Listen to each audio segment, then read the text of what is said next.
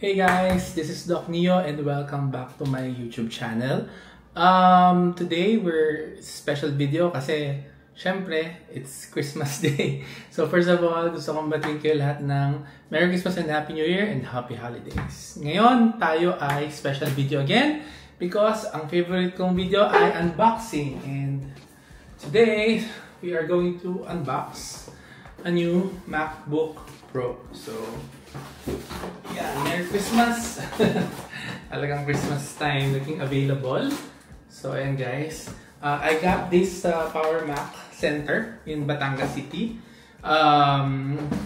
So syempre, very naman ako, honest and transparent about my opinions about yung mga shops. For example, hindi ako talaga fan ng Power Mac Center kasi I find it ridiculous. Like for example, nag-release ng bagong iPhone, the long queue or pila ng mga tao sa labas, tapos nakaupo sila doon for hours. Tapos nagpupunta ako like for example sa SM North, sa kagilid lang niya, marami namang other kumbaga authorized shops na walang pila, like Silicon Valley, ano pa ba? Minsan even, hindi naman Data Blitz eh. Nakalimutan ko na yung iba, basta guys, other than Power Mac. Pero syempre, dito sa Batangas, hindi naman ganun yung situation, and also, nagkataon lang talaga na parang Power Mac lang authorized distributor dito sa Batangas City. Anyway, so here it is guys. Sa carton pa siya. Pero itong mismong box, meron siyang true Apple-esque style. Merong peel off. Very satisfying pa rin. And then, wow, ang isang maganda talaga sa Apple products guys is the experience unboxing pa lang. So, wow! O diba, parang transformer. And then you can see it here. This is the MacBook Pro. Ayan, yung box niya is like very similar dun sa previous M3 version. So walang difference. Teka lang, itabi muna natin ito. MacBook Pro user ako, the 16-inch. But this time, I was considering alam niyo naman guys, iba nagkasakit ako. And lagi akong may mabigat na backpack na dala. So, it's more of downsizing.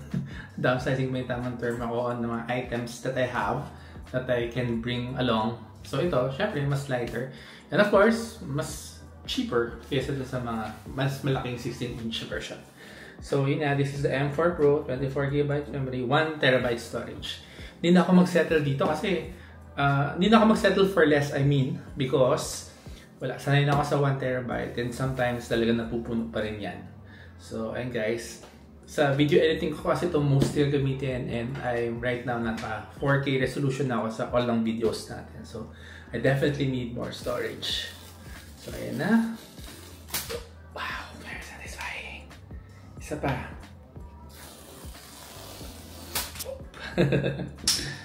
Yan. And then, buksan natin. So, finally, nakakuha rin ako ng version na Space Black. My last one is in silver kasi yun hindi na available that time. Pero mind you guys, parang well-deserved itong upgrade na to because ang aking MacBook Pro ay Intel version pa.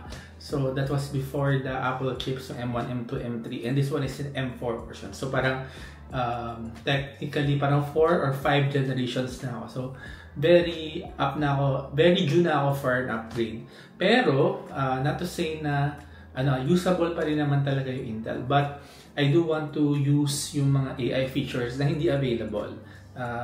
So ayun. Lift it up. Very light talaga siya as compared to the 16-inch. Ayan. So, tabi muna natin to. Ano pang laman niya?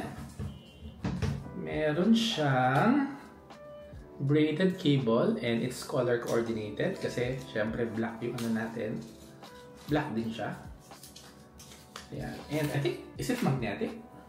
No, hindi naman siya magnetic. Mukha lang siya magnetic. I'm talking about guys yung cable na dumitikit-tikit. Yung mga ganun kasi.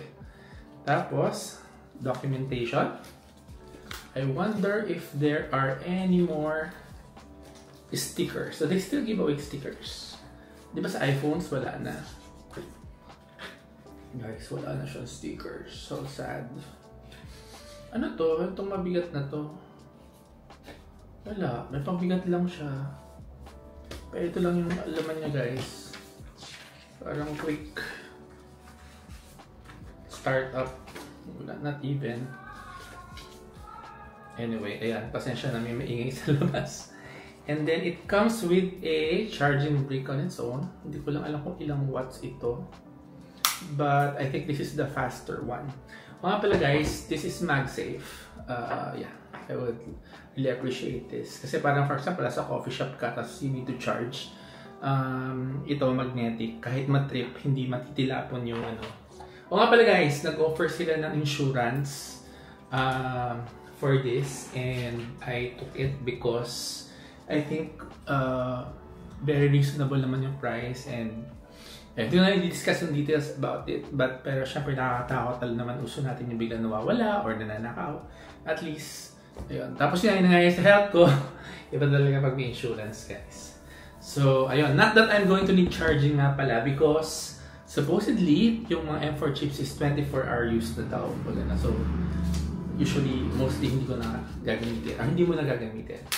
So, ito na. Sa labas, I mean. Hindi mo na kailangan dalhin sa labas yung charger. Ooh! It feels like MacBook Air, pero it's just a bit thicker.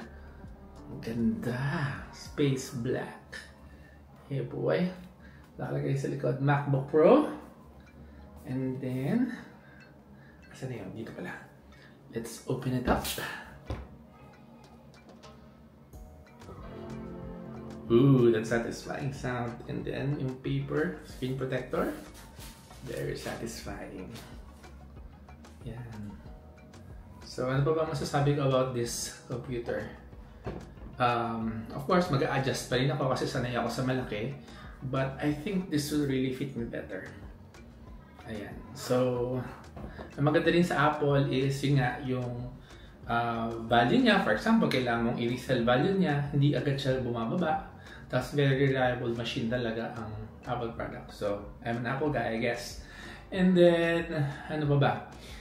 Yung mga programs niya, like, I've been using the Final Cut Pro since forever. I think it was a very big decision back then kasi the software is worth parang around 15,000, parang ganun. Pero one time, big time kasi yun. So, in short, since na-purchase ko na, forever na sa akin yun, and I'll be eligible for any future updates or upgrades ng program. So, it's very nice.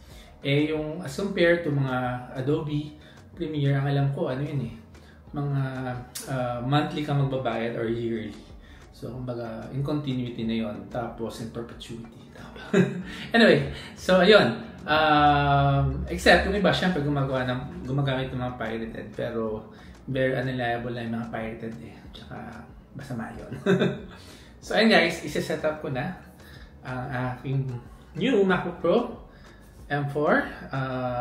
Ayun, I just want the very short unboxing para at least may idea kayo kung ano yung itsura niya. And if you have questions, you can write it down. Dahil meron akong bagong editing machine, I should make more content. So I promise, or I'll try and promise, I promise to try to make content for you. So again guys, this is Doc Neo, wishing everyone Merry Christmas, and yun, see you soon, and punta kayo sa clinic kung gusto nyong mag-say hi. Stay informed, be inspired. Bye. See you next time.